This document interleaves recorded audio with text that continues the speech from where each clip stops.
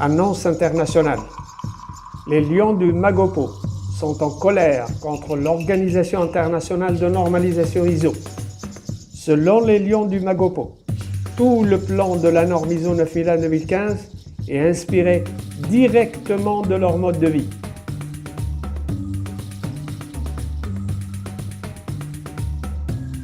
Selon la norme, la compréhension du contexte passe par l'analyse des parties intéressées, l'analyse des points forts, des faiblesses, des opportunités possibles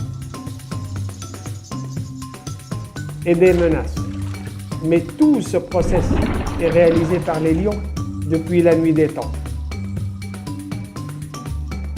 Selon la norme, sans véritable leadership et d'engagement, aucune performance n'est possible. Dans cette phase, on définit la politique qualité, les rôles et les responsabilités, avec l'objectif ultime de satisfaire le client. Mais ne me dites pas que c'est la norme ISO 9001 qui va apprendre aux lions le leadership. L'étape suivante de planification stratégique permet de définir les objectifs à long terme, mais aussi les moyens pour atteindre ces objectifs. Phase très importante qui permet de faire la différence entre le rêve et la réalité. Mais rien que le positionnement des lions sur les arbres avant le lancement de la chasse prouve que la planification, c'est bien leur point fort. La phase support de la norme doit permettre de réunir toutes les ressources nécessaires au système de management de la qualité, à savoir les ressources humaines quantitatives et qualitatives, l'infrastructure et l'environnement adéquat pour permettre l'épanouissement des compétences.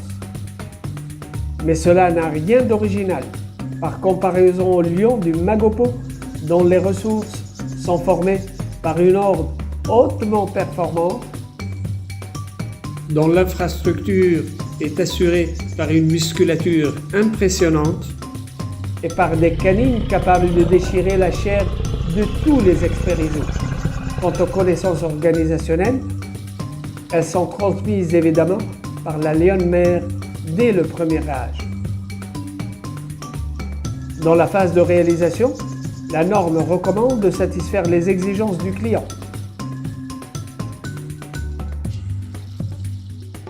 Une exigence respectée évidemment par les lions adultes qui ont l'obligation de nourrir et de protéger le clan. Dans la norme ISO 9001-2015, il est nécessaire de tracer le processus conception relevant de la réalisation. La phase conception chez les lions sera bientôt démontrée par la science lorsqu'on sera en mesure d'analyser leurs rêves.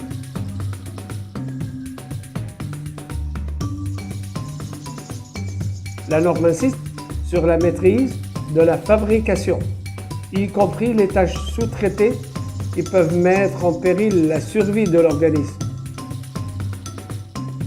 La norme insiste aussi sur la maîtrise de la post-livraison.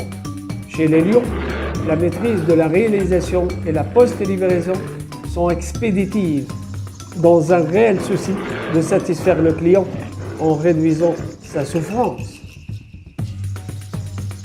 La norme ISO insiste sur l'importance de l'évaluation des performances, qui doit être assurée à travers des objectifs exhaustifs et pertinents. Mais c'est la revue de direction et l'audit interne qui permettront de statuer sur l'efficacité du système et de prendre les décisions qui s'imposent. Chez les lions, la revue de direction donne lieu à l'exclusion des mâles les plus faibles au profit des mâles les plus forts. C'est la loi de la savane.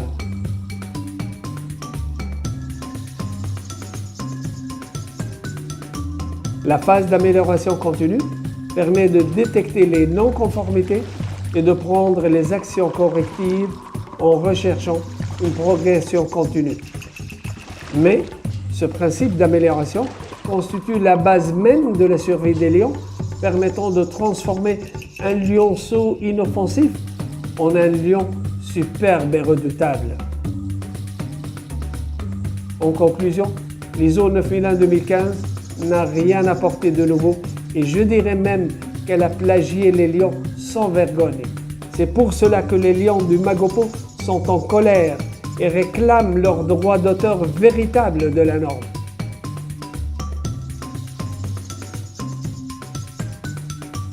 Et si vous voulez connaître les autres scandales de la norme ISO dans le monde, vous avez intérêt à faire like, share, subscribe.